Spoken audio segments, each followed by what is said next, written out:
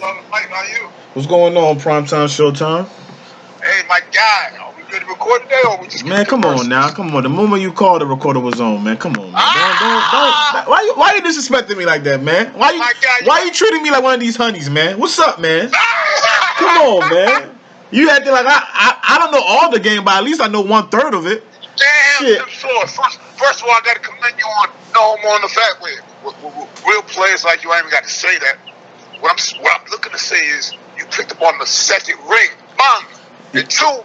I thought it was gonna go down like on some all right. Hey Mo, what's going on? Hey, I'm good, blah, blah, blah. Hey, call me back so I can get the recorder stone with him. I thought you was gonna be, slacking on your pivot, but family, I appreciate that, No, bro. listen. I do. Look, listen. It's on and popping from here on out, man. We got a whole plan. We already know what we got to do. We gonna get this. We gonna get these cheese and we gonna get these honeys one way or the other. You know what I'm saying? That's all we care about. You know what I'm saying? The cheese and My the guy. honeys. You know what I'm saying? My guy. How was your week, man? How was your week? It was all over the place, man. All over the place. I got this from one of my mentors, David Goggins. Everybody out there listening in the future, Google this guy. Hold on. Let me get a pen and paper. Let me go ahead and be like these listeners. Let me write these names down so we can do our research. So we get back on this line. We can go ahead and be like, yo, this is the dude that you were talking about. Yeah. Go ahead. David Goggins. Goggins spelled Goggins. Okay. Goggins. David Goggins, if I'm not mistaken, he's either the 35th or 36th African American Navy SEAL ever. Type shit, right? Yeah, bro. I read his book. I actually listened to it. Oh, that's that skinny, light skinned dude. Bang, bang. Listen, damn. Go ahead, preach. Bang, bang. That motherfucker is lethal, boy. Lethal. Bang. The real John Wick, man. The real laser focus. Laser focus. Okay. Now, amongst a myriad of things I've got from this gentleman, I'm not calling him a gentleman. He's far from a gentle man. From this monster, from this animal, is the cookie jar. He said when we face adversity, right, like when we're doing some real tough shit, we forget how badass of a motherfucker we are. You understand what I'm saying? Like we forget the accomplishments that we've accomplished. No homo on the fact, I ain't gotta say this because it is what it is. I'm at 5 weeks with no release. Listen, they don't even know what you're listening. You're gonna have to educate them. They don't understand. They might be thinking release like releasing the shot, which really is releasing the shot. Wednesday that just passed made it 5 weeks since I busted a nut, bro. God damn it. God. Hold on, listener. I really do hope you guys are in tune. I hope you guys are closing your eyes and have your ears wide the fuck open. Visualize. Okay, visualize this. This brother has gone 5 weeks. That's a month and another week and another month, okay? So that's the month of May plus June. The first week of June, okay? This man hasn't released nothing. Go ahead. When you live a lifestyle like this, you remember the exact date. Since April 24th. April 24th is the last time I was intimate with a woman. Last time I made love. I don't call it sex or fucking no more because every time moving forward, this with a woman, I'm literally making love because I don't masturbate. I don't watch porn. So I don't have there's no what's the word I want to use? I don't have no fetishizing, that word right there. Fantasizing, yep. I got goals in my mouth, so I'm getting accustomed to fucking, you know what I'm saying? So that's why I'm slightly speaking with a list type shit, right? Fucking, I don't lust after, I still lust after women, but I don't lust after them like that. I don't compare them to a projection, a pornographic projection that I've seen in the past. All I have to work off of is just honeys that I meet. You dig what I'm saying? So I ain't gonna lie to you, bro. You keep it all in 100. When you go as this long as I have without the feminine touch, it happens. You slightly get depressed, bro. Like you should have seen me just last night. I'm in my apartment complex, huge apartment complex. I'm like, I usually don't get like this, but I'm like, I gotta get some cheeks. I don't know if you be disappointed in me or not, but I literally was talking to a woman who was, she she was, I ain't gonna say give out my mother's age, but she was older than my mother. You understand what I'm saying? I was like, I gotta get signed tonight. I literally got desperate because I got this from John Gray, another name motherfuckers should Google. John Gray. Better yet, just his book. We've all heard of this book. Men Are From Mars, Women From Venus. Yes. Book I read in my early age type shit. One thing he said I really agree with is, sounds on some cold shit, bro. He said, the way men feel love is through the actual sexual act. Feel. You understand what I'm saying? The way women feel love, is through words and gifts of appreciation. That's how the way they feel it. Like, you can tell them, I love you all the time, mama, but the way they feel it is through the actual acts of appreciation you give them, right? Men, on the other hand, Facts. Brody, men, on the other hand, we have to. It's through, as caveman-ish as it sounds. That's the reason why we're able to sleep with a woman today and another one tomorrow. It's not no big deal because it's a different we feeling. feel love, bro. We feel love through sexual contact. You understand what I'm saying? So back to the question. My week's been up and down because I've hit my what's the word? I've hit my plateau zone before. So it's been April 24th is when I manifested, when I made love to a young lady by the name of Angel, who I will constantly bring up on this podcast to the listeners because this woman changed my life. Literally. Actually, and not to cut you off, but this woman kind of planted the seed for this new chapter that you have embarked in. Like this, you know what? Please remove kinda from what you just said. She did kinda nothing. Kinda nothing, bro. She kinda did nothing. Listeners, I did something with this woman I've never done with in my life. I mean, I'm gonna list them off. One, I said I would never sleep with a prostitute because I said I'm not paying a woman, directly paying a woman for sex. I slept with a prostitute, but I didn't pay for it. That's one. That's one. That's one. I showered her. I gave her a shower. Showed up to the crib. I gave her a shower. Showered her. I said this in my Instagram story. Hold on. Why did you give her a shower? Why did you do that? Because she was a 22-year-old streetwalker. Not only was she bro. Now I'm about to be 31, so just imagine the sexiness of that. 8 years my junior. She was a baby, but she was. I'm keep all the hundreds, bro.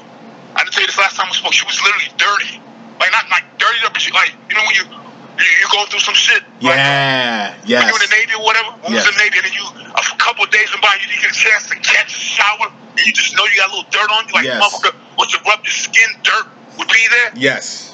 Family, she was dirty. Literally, she was dirty. She took off her clothes. I'm not gonna. That's not bullshit. The fact she was a gorgeous kid, beautiful dimples. She was white Mexican. Her mother was white as fucking Marilyn Monroe, like blonde hair. But her father was a beaner, like a Mexican for real. So she got. I don't know how to explain, but she best of the two worlds. Thank you, bro. Thank you. But she looked more Mexican than she did white. Okay. You dig what I'm saying? Yes. So I was like, I got this another nugget or jewel I want to throw out there is watch this movie, folks. A movie called Secretary, starring what's the Playboy's name? I forget his name, but the lead actress is Maggie Gyllenhaal. Jake Gyllenhaal's sister, Maggie Gyllenhaal, played Bruce Wayne's love interest in the Batman with the Joker with Heath Ledger. That Joker, that Batman. She played what's that bitch's name? Whatever. Bruce Wayne, Batman's love interest. She's the one who unfortunately passed away in the movie. Oh, okay. She plays in this movie. Yes, I remember the guy's name. So, who's called Secretary with Maggie Gyllenhaal and James Spader. It's a movie about, the BDSM community. I'll leave it at that. Yes. She's a submissive. He's a dominant. They engaged in that lifestyle, that relationship. But what I got from that movie was when you see a submissive in real life, like you just know, like I knew this girl was submissive, bro. Like just the way I was talking, I was like, literally, this is literally word for word how I quote unquote pulled her out of the casino. I said, wait. I said, when's the last time you took a shower? And she, bro, was so sad. She just looked up in the air and she's like, I think yesterday or I got up. I said, come on, we're going home. And I started walking off. She said, wait. I said, come on. She came after me running. So wait. She just followed you based on your motion of getting up and leading. I had to leave. With a situation like that. And she followed a stranger because she just met you. Come on, but she knew. I told you, like, bro. I posted this in the. Cause I finally had to let her go. Ooh, okay. Wait. You said you finally let her go. It sounds to me that you were becoming addicted to the idea. Bro, man, so I love how you pulling these questions out. The whole story's gonna come out eventually, but you got me jumping around here and there. Bro, literally after she left, this is between me, and I love the format of this because I told one of my homeboys, one of my best friends, my brother, I told him this because I posted my stories yesterday. I was meditating, I was praying, like, and I was filming it, and I posted it online. He said, hey, nah, dude, you can't. God's not gonna hear your prayers if you do it that way. You gotta be one-on-one, and you gotta be private. I had to stress it straight up. I said, bro, the way God speaks to you is different than the way God speaks to me. God allows me to share everything with the world, bro. Right. That's why I was like, I'm going to like, hit you with like, let's just do the show. Let me just talk about everything. I got to put it all out there. The woman meant for me, she's supposed to accept all of this. May rest in power. May rest in Patrice O'Neal. He's the same way. He let motherfuckers know everything about his life. Right. Everything about his sexual relation with his wife. You know what I'm saying? Yeah. I got a little bit of that in me. But hear what I'm saying, bro. After I ain't gonna lie to you, Mo. I regretted letting this young lady leave. After we manifested, it was great energy. She's like, she popped up. She just such a like she was springy. The word springy. She just popped out bed. She's like, oh, I needed that. And so she hops into the shower real quick to, clean up the mess, whatever. And she's just standing there, looking at me. I'm looking at her, and I'm just like, oh. And I'm like, what are you thinking? She's like, oh yeah, I got this appointment that I gotta make. I gotta meet up somebody. I was like, damn, man. I was like, damn, man. And she gotta go meet up one. She gotta go meet up a pimp. Let's keep it all in Vegas. This is Vegas. Right? This is Vegas. Sin City. Sin City. Two. Then she got another client she gotta go service. Oh. She got a certain note she gotta hit for the night type shit. I'm like, damn, man. I'm just looking at her. Like, what are you thinking? I'm like, I don't know. And I'll be honest with you. This is a humble brag. I'm not trying to sound cocky, but when you get to a certain level of confidence, you can be vulnerable at times, and it doesn't come to bite you in the ass. You don't look like a softie. Amen? Yeah, amen. Bro, I'm like, I'm just shaking my head. She's like, well, what do you think? I'm like, I looked at her in the eyes. When I was honest, I said, Angel, don't go, man.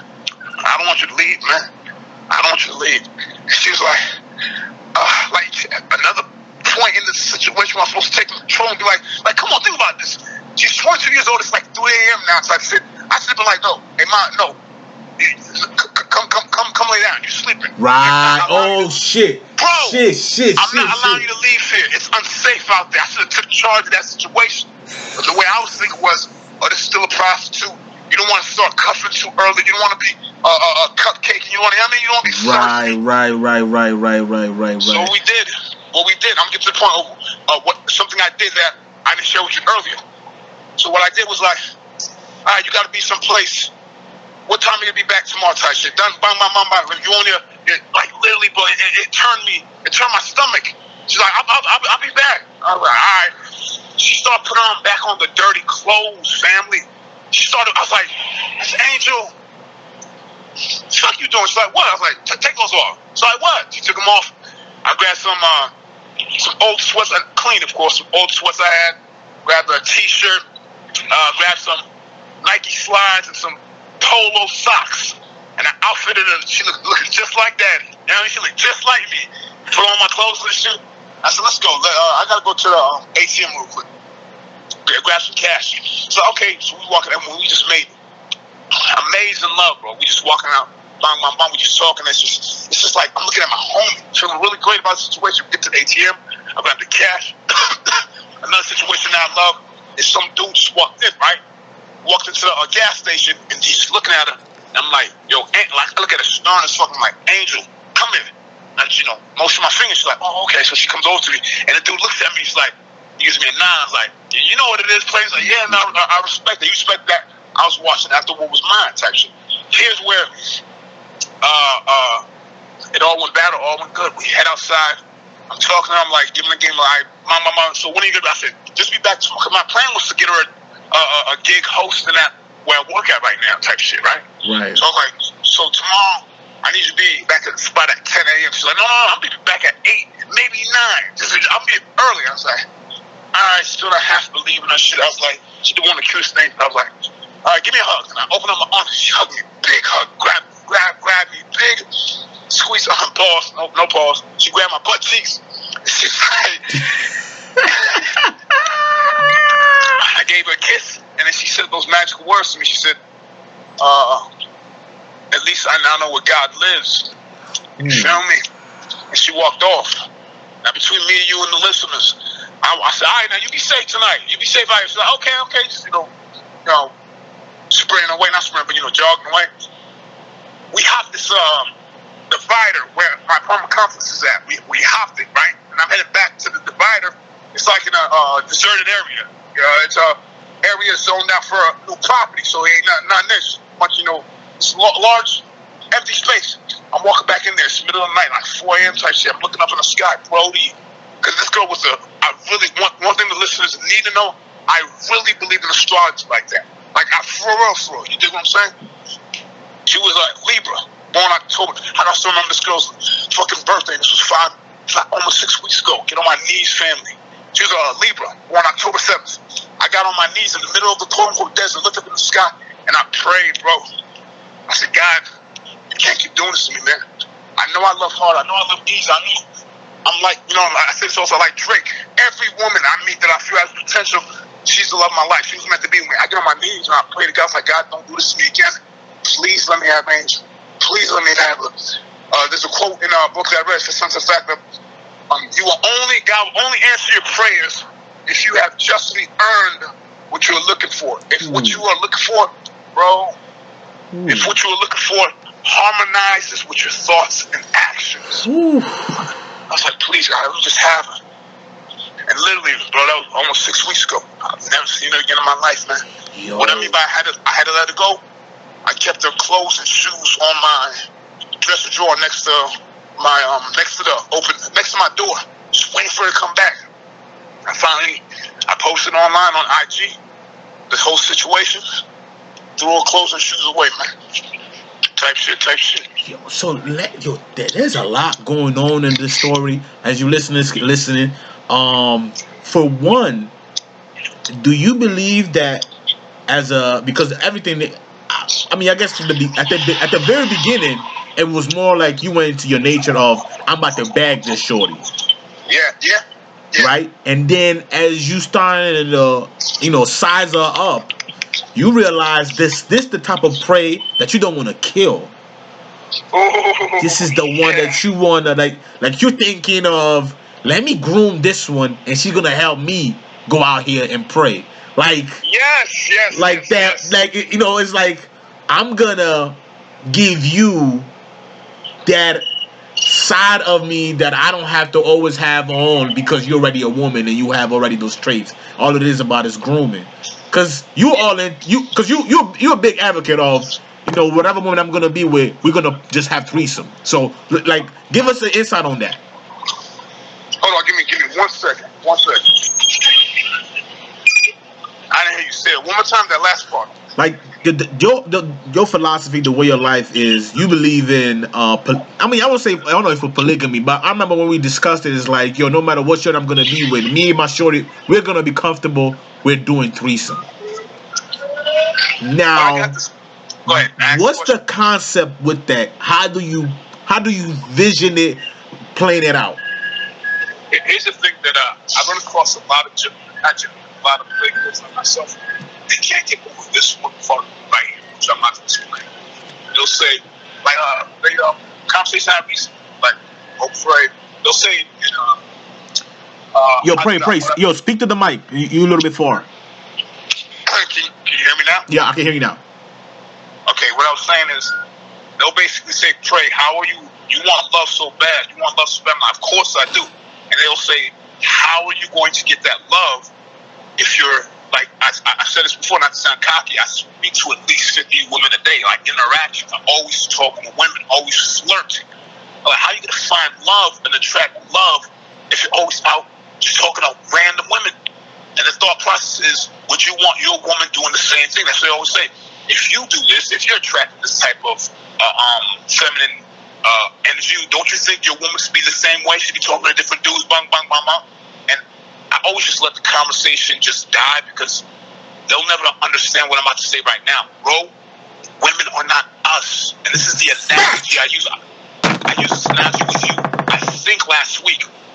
It might have been you or somebody else, because I'm all over the place, always talking to people. But where I said, if picture a wedding situation, okay, a woman is at the altar with her husband to be, and in the congregation, in the wedding party, you're staring out, it's every man she's ever slept with. Okay, so it's 100 men dressed in tuxedos. They're looking at that man saying, damn, you's a sucker, man. You's a sucker. We all had that right there. We all slept with that. And she's feeling a little guilty. She's like, yeah, like, I'm sorry. She feels as though she's not the prize. She feels as though, like, he's going to leave. Now, flip that, excuse me, flip that analogy in reverse. When a man is at the altar with his wife to be, and in the congregation, the wedding party, is every woman he slept with. You know what? Every woman's thinking, wow, we slept with them, but she gets to keep. That's what the wife to be thinking, like, yeah, you guys all slept with it, but I'm the prize. I won it. You get what I'm saying? Yeah. So when it comes, that's it right there. A woman with multiple men. Say my woman to be says, well, if you could have all these different girls, or if we're gonna sleep with more, if we're gonna have a threesome relationship, may rest in power, Patrice O'Neal, where I became the whole concept of wanting to and going to formulate this. If you have a threesome relationship, well, I want it to be with a man. My own response is, well, let's see you try to make that happen. A woman cannot fall on that. I got this from I got this from another big homie, Andre Taylor, aka Gorgeous Dre. Fans know, they ever seen American Pimp back in the day. He was on that documentary. He said, a man walks in his dominion. That's the gift God gave man, to walk in his dominion. The gift God gave women, Brody, is to submit to a man's dominion, bro. You understand what I'm saying? Yeah. It's to find submission. It's to come underneath a man's authority. Now, it doesn't have to just always be a sexual relationship. A daughter falls underneath the dominion of her father. Mo, you yourself, I know you got female friends. If they don't have a boyfriend at the moment, they fall underneath your dominion. They always need male, bro. They always need masculine energy to feed off of. You talk that talk, because I'm about to go somewhere with that. Please do. I'm listening, man. It is the irony of it all is they just is that saying is you talk about like you want it, but you really want it because you're not prepared to handle it. Like women don't really want to be equal to us. They just enjoy the ice, the labor after. Yeah, they're not willing to go to the winter with no coat and be in the ground. They're not willing to really go out here and those that are willing, when they do it, they end up by themselves. They feel horrible. Lonely. My God, I told one of my homeboys who recently got out of a marriage, right? He was like, yo, I'm out. He's like, yo, man, he just got some cheeks, right? He just got some panties recently. He's like, I was like, okay, I see you play with my mom. I feel you, man, you do your thing. And he's like, yeah, man, there's this other one that I'm going to get, whatever, she's mine. He just basically saying, it's a done deal. And I told him, hey, I had to get real serious with the bro. I said, hey, family, I'm letting you know, you just got out of marriage. You've been in a marriage. You've been held down for like 5 years. It's not as easy as you think it is, family. Like, bro, when I tell you, like, the point I'm getting at is when you just said right now, they think they want it, but they don't really. Here's the reality of it, bro. 5, almost 6 weeks without sex, bro. You understand? It's a lonely thing, man. So on one side of it, it looks, fly. I post all of my endeavors. I mean, not all, most of them, because I be posting for days. So I post every time I had a conversation with a woman. I try to post at least like 25% of me conversing with honeys out of me, just fucking living life type shit, right? It may look fly, it may look cool, well, whatever, but it's a numbers game. Talk about that. Because we was one. I get rejected more than I get good energy. Like, I want you to think about when you average dude. Just say you just remember recently where you just saw a bad bitch. You're like, damn, babe, what's going on with you? And she just gave you a right. Times that by 10. That happens to me every fucking day, bro. And I'm confident within myself. Ain't no problem, but that does shake me a little. Like yesterday, I'm just being nice. You become more polished. Bro, I become more polished, but still, it's not. There's a. I say this all the time. There's consequences to being a playboy. You dig what I'm saying? No, like a woman handling rejection on the regular is not fun. Well, it's just you're getting rejected every day. So if a woman says, "Yo, I want to be with mad dudes," whatever, you're only talking fantasy. The reality of it, it's not. It's fun. I ain't gonna front. You know what I mean? Being who I am, it is fun. There's benefits to it, but because I'm a man, I'm capable of shouldering the delicious. Oh man, we're literally. We just literally fans. I lived a different lifestyle besides the Playboy shit. I also was pursuing poker professionally and went hard body at it. What I'm getting at is I was paying $1,000 note on my truck every month. I made a decision to give that up to just focus on poker. So right now I'm riding the bus. As I'm riding the bus, we are driving down. It's still early where I'm at in Vegas. It's about 6:30, right? Yes, We're driving down literally the whole stroll. And so I was looking out the window and I saw these two prostitutes walking by, and that's why I was like, "Ooh, delicious." Because the hunter is always hunting, no matter what time of the season, what time of the day. My God. And once, no bullshit. No disrespect to you. I got you on the phone, but excuse me, miss. I just want to let you know, I really love your eye colors. You're gorgeous, motherfucker. Hey, listen, man, if I was in your age group, we've been conversing right now. Okay, is that person making you happy? Why did you have to think about it? You got ups and downs? Well, you make that work, baby. Delicious. Back to you, my friend. My nigga! Hold up. Did we just get a live action of Pray God in action? Gorgeous. Listen. I love your smile, by the way, sweetie. Listen. Hold on 1 second, miss. Excuse me, miss. Yo, this guy right here is impeccable. You guys are really getting the raw bread of Pray God in action. And it's always a numbers game. You gotta get confidence. The only way you build confidence is by going through the numbers. And as you can see, doing it, bro. Yo, listen, let me tell you. Let me be honest with you. Even when you don't want to do it, you gotta do it. My brother, that's trying to do the show, whatever. I was like, I gotta get it in. Man. Listen, let me tell you what the irony of it all, right? Is once you understand that everything in life is a numbers game. Everything in life. If you want to be successful, you got to go through the numbers. You know what's crazy about what you just said? And I told you this last time we spoke about this show, about how it's going to be about a myriad, a plethora of different topics. Yes. It's not going to be about honeys. What's crazy?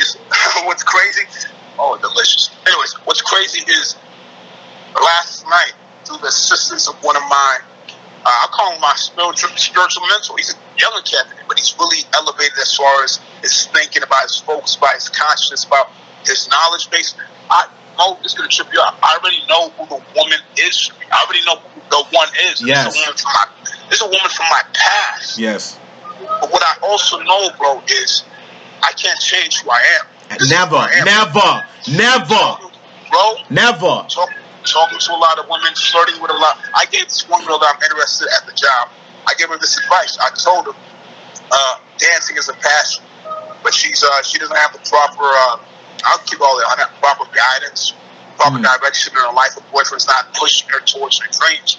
I told her, so I looked her right in the eyes and I said, never give up on something that makes you feel alive. You know how much of a contradiction that would be if I stopped talking to honeys? Talking to honeys makes me feel alive, family. Yeah. It's almost as if is the reason why you wake up every morning. Is the reason why you go work out. Is the reason why you, because you want, when you talk to these honeys, you want to make sure that when you talk to them, they look at God, like literally. Bro, literally, I told one of my homies this the other day. How could I put this? When you just said you make them, how did you put it? You said you make them see God. How did you just put it right now? I think it's just a matter of understanding that whenever I approach somebody, I want, perception is everything, and I want to be in my best shape, best game, best everything. So, and the only way they're gonna give you acknowledge if they see God, because who denies God? Wow. Okay, but let's vibrate on that right there. What you said right there. What I love to do is because women get so uncomfortable with the way men approach. Because I'm not tooting my own horn, but a lot of guys have they don't approach women with confidence. Mm-hmm. What I love to do is to show them, ladies, that confidence still exists, even if you don't end up deciding to be with me. That confidence in a man walking in his belief still exists. Let me give you an example, bro, of trying to show him what God looks like, literally and figuratively. I was talking to my homeboy the other day. I was like, "This is why I love women so much. This is why I love what I do." I will go the extra mile to try to make a woman feel comfortable in the situation. I posted this video on IG the other day. Literally, it's the one where I get on my knee and I'm like, "Look, I'm proposing to you." What you can't see in that video, bro, is because I felt that was a little bit, because she was like, you're doing too much. In my mind, unconsciously, I said, doing too much, I'll show you doing too much. We're in the middle of 7-Eleven. Family, feel me on this one. We're in the middle of 7-Eleven. She's an employee there. I'm on one knee proposing. I'm like, she's still not feeling comfortable. I don't know where this came from. I literally remove my other knee, and I'm literally on both my knees in the middle of the store. Other people watching, and I'm holding a conversation with her. Like literally, you see on my knees, bang, bang, bang, bang, and then I tell her the whole, I give the whole rap about the whole what my favorite condom is, what my favorite tattoo is, which happens to be a condom, bang, bang, bang, bang. And then when I see she gives me more resistance, that's when I finally, you see in the video, I actually stand up and I start to pull away. But before that, the whole conversation I'm on my fucking knees in the middle of the store, people walking by. That's how comfortable I wanted her to feel. That's how much confidence I want to see God has, man. Right. And then I think the status quo is most of these women, they don't get approached anyway, so they're not even accustomed. You can only react based on what you're comfortable with. That's fair. Right? That's so fair. If they are not accustomed to having men in general, or if you're a bad woman, then of course I understand why you'll be comfortable with it. But if you already yourself don't get talk to nobody talk to you, or you don't feel comfortable with yourself, when somebody come talk to you, all they're thinking about is, what do you want from me? That's true. Automatically. So it's like, it's almost as, and that's what I love about it, talking to honeys, is, damn, I get to solve that problem. How can I get you to understand that I don't want nothing from you without telling you? It's on us. It's on us. But that's the beauty of it, because we solve problems. God solves problems. I love that. I do love it. But another thing that I deal with, that, and especially at the job, and once again, this is a humble brag. This is me not trying to sound too cocky. Is like, I said this yesterday. I posted a video, but because I believe there was too much negativity around the video, I deleted it. But what I said, I still truly believe, family. There's like, I'm not going to get to where I work at right now. Eventually I will, but I'm basically doing a job that's temporary until I get to my ultimate job, which I already told you about, which I'll let the fans know. Putting on 20 pounds of muscle in 10 months to start stripping. Yes. Yo, hold up. I don't think they heard you, man. Run that again and say that shit slow motion, my brother. I said I hope the fellas are confident and comfortable with their own skin. My goal, I'm combining two passions of mine, which is honeys first and fitness second. The goal is 20 pounds of muscle. Putting on 20 pounds of muscle in 10 months. March 24th will be my last day at the job I'm at right now, because I'm going to become a full-time professional stripper, professional exotic dancer. Let's give this brother a round of applause. Let's give this brother a round of applause. That's some fly playboy. Yo, listen, at the end of the day, you know what you want to do, and I'll be a fool not to support somebody's worthy ideal, right? Success is the realization of a worthy idea. Bang, bang. That's it. It's not the check. It's yo, I know what I want to do, and I'm gonna work every day to accomplish that goal. So to the listeners, whatever goal you have, don't go out there and tell the world in expecting somebody to approve of what you decided to do. Bang, bang. Right? Go do it, and if somebody asks you, then say it affirmatively. Like, it shouldn't be a debate. It should. You gotta say in a way where a person is just gonna have to digest what you say. You That's gotta it. accept it, man. You gotta accept it. That's why I got to clap. You gotta accept it. The man. way you said it, it was like, yo, I believe, based on how you told me, that you find out what you want to do. It's a done deal. It's a done data, done diddy. You feel me? You enjoy your day. You stay safe and you stay dangerous. Gorgeous motherfucker. Damn it, man. I'm sorry. Yo, no, listen, no. Don't be sorry. You're not a sorry person. Two, Ooh, I thank you. Oh, think what it is the more you talk about, it's like I like to talk. Sex is the greatest example of little things related with everything in life. When somebody watch porn long enough, they're gonna masturbate. It's inevitable, right? say that one more time. When somebody watch porn long enough, they're gonna masturbate. It's inevitable, right? Yeah. I bring it full circle. The more you talking to honeys, the more honeys you're gonna talk about. That's powerful. Because that's how the brain works. Yeah. Let me say something. I sincerely believe this. I don't know everything about life, but I do know we attract what we think about most often, right? That's yeah. Whatever you do, you have to think about. Before you went to the toilet, your body said, yo, it's time for us to go pee.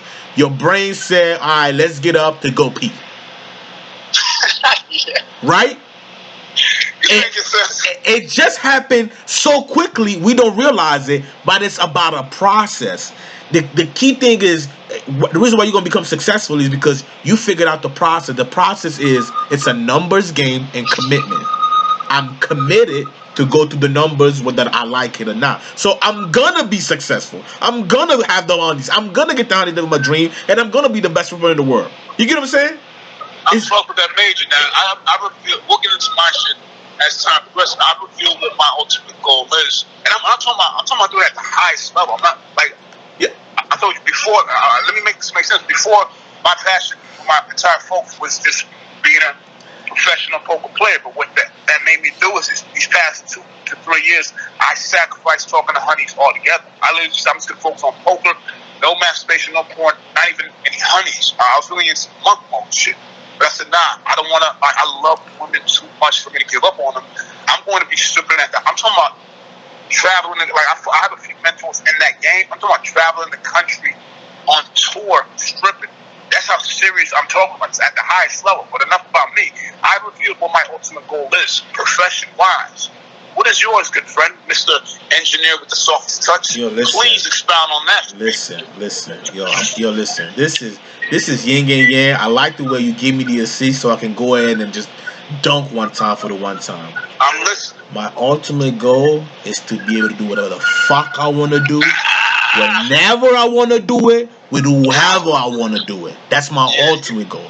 So whichever way I gotta get that done, I'm gonna get it done.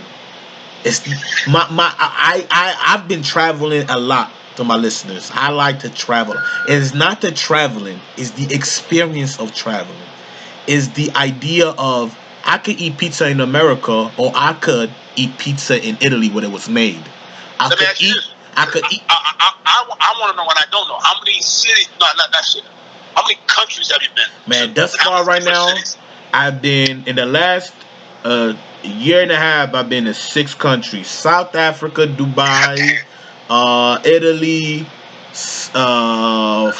France, London, and Mexico. So I think 6. Yes, 6. Yeah. It's every 3 months I'm traveling somewhere, and because I really enjoy the unknown. Me going in a place, not knowing what to expect, and then just freestyling, meeting people, get to know them, find out about the culture, and the vibe is just different. I think that it allows me to not go insane, because Wow. that's what it is. People are insane. If you're doing something that is not fulfilling, if you're doing something that is not fulfilling and you're not going home happy, or you're going insane. Insanity is exactly what you're going through. Is you And the reason why somebody will reject what I'm saying is because you become accustomed to it. But even insane Yeah. people can be accustomed, can function properly, right? Yeah. We have all these killers, all this shooting. They've been insane for a long time. They just For a said minute. fuck it For a minute. for a minute. So it's just my thing is I find out what I want to do, and what I want to do is just travel the world, meet people. You know what I'm saying? Enjoy life. Eventually, probably settle down. Just the way I feel. If I feel like doing it, I'm gonna do it. But I gotta realize is for me to do that, I gotta get this money. That's the only way I can do this idea. Do what I want to do whenever I want to do it with whoever I want to do it. With whoever. Whoever. You said with whoever. Do you have any what's your? You spoke. Bring it full circle again. My goal as far as Honey Wise is, I know who the one is. She's been in my life for almost 10 years type shit. My new goal, final goal is, because she's very private too, is to make her my woman, make her my wife one day. You understand what I'm saying? Wait. Hold up. Yeah, man. Hold up. So you going on the record right now. This is our first podcast, the first one. Again, this is the Stripper and the Engineer podcast for you guys that didn't know. We finally launched it. We going live. This is the first time. You mean to sit here and tell me and the viewers that you actually have somebody that you know for the rest of your life? She's gonna be your ride or die, and you're gonna watch her back, and since you watch your front. Is that what you're saying? Family, when I tell you, I went so deep into, like, I call him Casanova, chat about work. Young buck. He's really into on a deeper conscious level about us having multiple lives, reincarnation and shit. I realized through my own research last night, like, I'm a real deep dude. Even though I consider myself a playboy talking to all these honeys. Yes. I'm a real deep dude. This woman I'm talking about, from God's mouth to my ears, she literally is my twin flame. You know what a twin flame is? No. Bro, a twin flame is energy. You said this last time we spoke, bro. Energy is neither created nor destroyed. It is simply transferred. Okay? Listen. I didn't mean to talk to you. We have a new way to put it. That it's called transmutation. We'll talk about that in the next chapter. Go ahead, though. Go ahead with your story. I believe it's the only thing that makes sense to me, bro. I only rock with what makes sense. I've known next year makes it 10 years that I've known this woman. Wait, so you met this woman? You known her for 10 years? Have you had relationships? What's the background? What's the background in a short period of time? What's the background with her? Damn it, this is hard for me to do because, bro, when I tell you she's super private, and I don't feel like I'm telling you, here literally is an inner conflict I'm having with myself, and I pray to God she understands this when she finally hears the show. The inner conflict I'm having with myself is she's super private, like she doesn't like me sharing anything about anything, but that's her. But me, I'm super open. I have to let everybody know who I am. That's why I'm doing this show. So that's the inner conflict. The battle is, damn, this is hard for me to say. I met her. We tried to get shit popping. I was really into doing what I'm doing now, talking to other honeys about, talking to other honeys in general, doing my thing out there, whatever. It didn't pop off. We only tried manifesting once. This is very hard for me because I'm getting personal. I'll put this, we only tried manifesting once, and in that moment, I should have been trying to make love with her, and instead I just tried to fuck her. Right. Okay. So they, I think because I feel like this is the topic that we're gonna have to split because and it's more of I believe that you realized that, man, what I was it's just a matter of you not knowing what you know now. yes. Right? It's repetition. You going through so many experiences in your life. I figured it out. What is it? In order for somebody to buy your product, they have to know you care. Oh, wow. That's it, right? Nobody wants to hear your story until they know how much you care about their story. That's so fucking That's the only way. That's the only way you can go get some. That's how and we talk about submission and things like that. Submission has to be earned. It has to be earned. Submission has to be earned. Here's the thing about submission. I was talking to honey, this was 4 or 5 years ago when I was in the Navy, and I told her I was talking about submission. Blah blah blah. You should. So many words. I said you need to. She was an older woman too. I said you need to submit to me. You should submit to me. And she said, and it was spooky, but she was right. She said someone can submit to somebody. Like submission is how did she put it? How did she put it? I'm trying to remember the words she used, but basically, someone has to give you submission. You don't take submission from somebody. Yes. They have to be willing to give it to you. They have to say, okay, then. Like if it was something tangible, they hand over submission to you. Listen, you know what I'm saying? Let me go ahead and deep a little bit, right? Because there is the man version of it, right? As a man, and then there's the God version. Oh, okay. Right? I'm listening. The man version wants submission to just impose power. The God version wants submission because he believes he can lead that woman places that only God can. So like I'm big on this. Like especially I hold men accountable for this. Like yo, just be aware that if you want women to do the things that you want them to do, fine. Hold your head on the bargain. I'm gonna bring a big example. Nobody can talk shit about Mayweather when it comes to taking care of the woman because they submit to him because he does exactly what a God man like does. Takes care of them no matter what. As long as you're in my window and you under my wing, are you good? Look at all his baby moms. Got them all stores. Kids is all good. Because a woman, you know what I'm saying? Submission, when you submit yourself, you literally giving your life to somebody else's. Because you trust. I'm trusting. Yes, I'm trusting you to give me to point A to point Z, not B.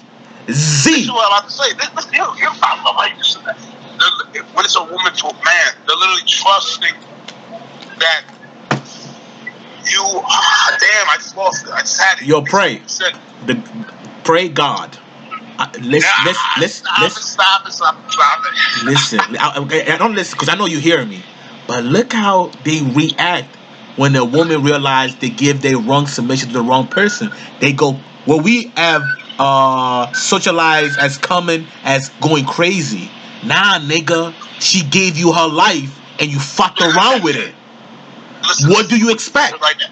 Listen to what you said right now. I love how you just did it. I'm bringing full circle. This is what happened last night, and I told her this. I told her this through IG message because she, as I deserve, she blocked me. When I tell you, no woman has blocked me more than this woman right here. But I'm all in honor with you, and I know this woman. I told her this a long time ago, and not to sound crazy, but I told her a long time ago. I said, Mama, let's be real. You can block me as many times as you want. If I want to talk to you, I'm going to talk to you. I'm find a way to talk to you. You understand what I'm saying? Mm-hmm. And I know when she's on the same energy as me because when I will hit her from another account, she'll let what I have to say to her breathe. Like the way she works is it's a weird way the way we communicate, family. Like I'll say something, if she don't like it, she'll delete it. But if I say something else that she likes, she'll just let that comment live. You dig what I'm saying? Yeah. I finally got this is what happened. I finally got over her last year. Where I was like, you know what? I'm done with this. I'm tired with this. I'm not gonna get the results I want. So I finally got the closure I needed. I got off of social media for a while, right? 3 months. That was on social media, just clearing my head. I get back on social media. I see a friend request from her, bro. So it literally is this back and forth that we do. We're sick on both sides. This is a very dysfunctional relationship that we have. I now know why. This is what a twin flame is. This is the point I'm making, bro. And I told this last night. This is what I told last night. I said, I now know why. First of all, the reason why I go so hard for this woman is because, speaking about God envy, this one I knew I love this woman, but she said this about 4 or 5 years ago. She said, Trey, I appreciate your willingness to guide. When she said that to me, I literally fell in love with her. When she said that, I said, and based off that, I've always told her, I believe I was put on this earth to protect you, whether it's through me being your man, whether it's through me just being your friend. I'm always going to hold you down. I'm always going to make sure I protect you. You understand what I'm saying? Facts. This is what I told her last night. That was just on some spooky shit. So I know she's my twin flame. I told her, you said, last time we spoke, you said, the reason why I can't communicate with you, the reason why I can't speak to you is because I can't erase this image I have of you when we first met.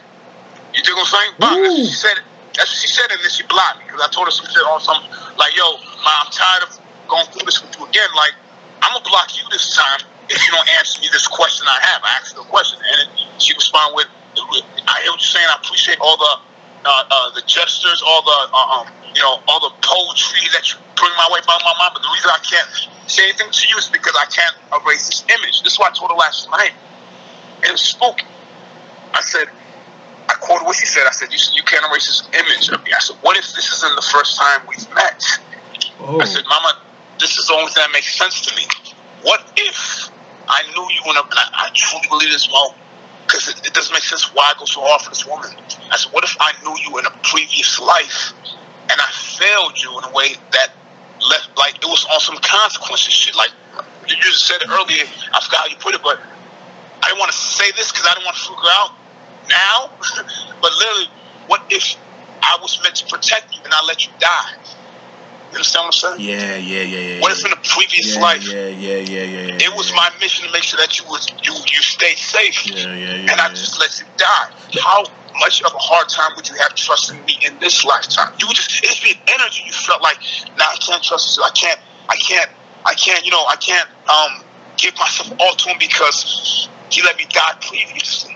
He let me pass away. You understand what I'm saying? That's what a twin flame is. A twin flame is, it's the same, and I'm not to get spooky on the listeners, but I told you I'm a deep dude. It's the same soul separated into two bodies. So it was one soul in a previous life. That soul got to such a high level of consciousness that in this life it had to be separated into two bodies. Feel me, family? So this what was hard for me. You gonna have to let that marinate real quick. Hold up.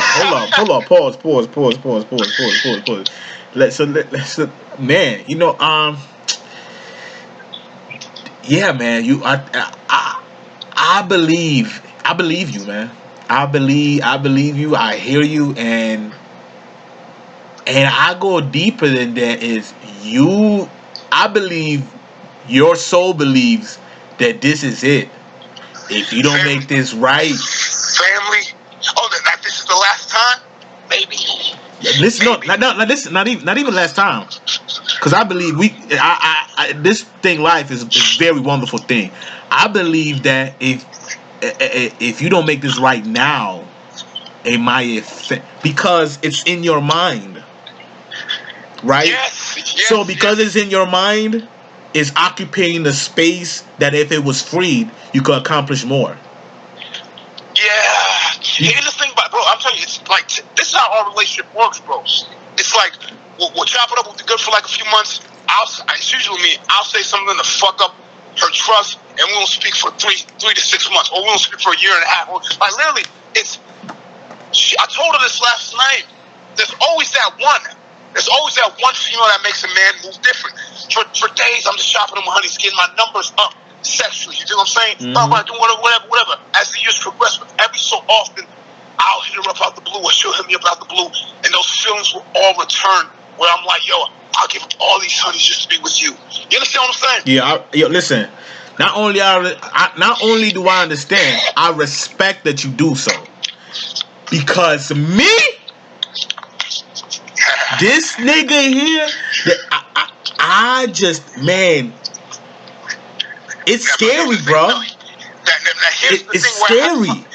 I get, every time I encounter her, I get new information. Here's the information that I'm vibrating with now. That's very difficult to accept, but I believe I can do it. It says the only way to have a twin soul in your life is you gotta love yourself unconditionally, right? Yes. I'm like, that ain't nothing. I'm an ugly ass nigga, big nose, big lips type shit, but I'm confident. So I know I'm sexy. I just move different. You think I'm saying? So I'm like, I've been loving myself. That ain't nothing. Black is beautiful, baby, right? But here's the thing, though. Your twin flame is you. So that means you have to love that person. You feel me? You have to love that person unconditionally. Like, this woman has broke my fucking heart with the shit that she's done, right?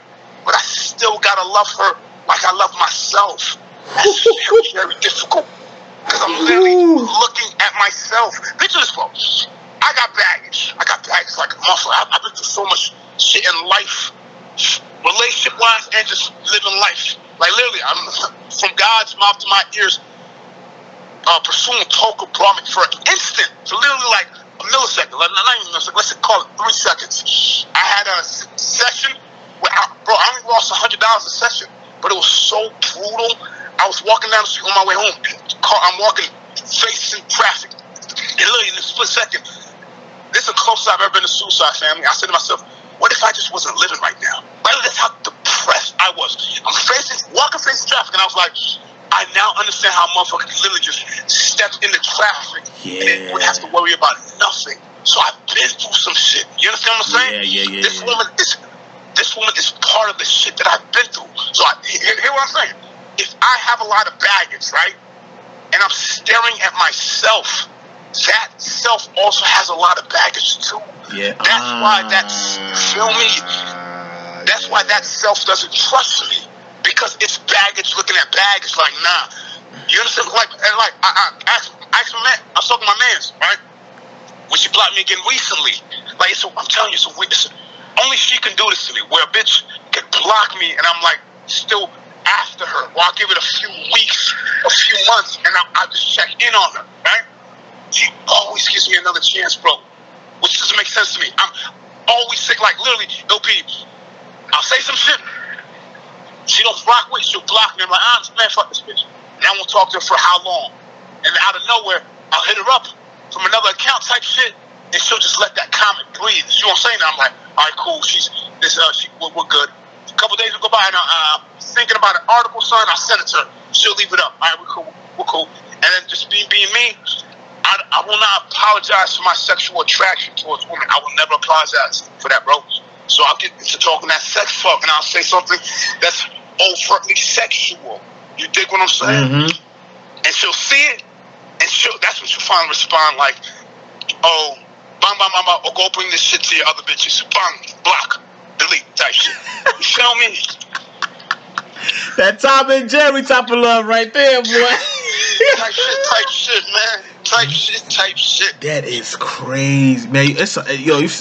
First of all, it's a different ideology. I never heard of this one. A soul split in two.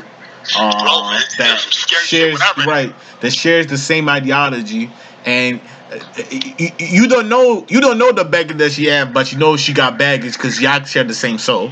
So no, I'll be honest with you. Let me just say this real quick. I fucked up. It wasn't as.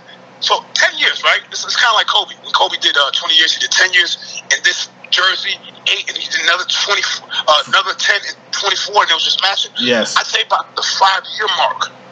At the 5-year mark, before that, we was good. Call her up, we chopping up, whatever. I fucked up. I dropped the ball major at the 5-year mark. You dropped the ball major, man?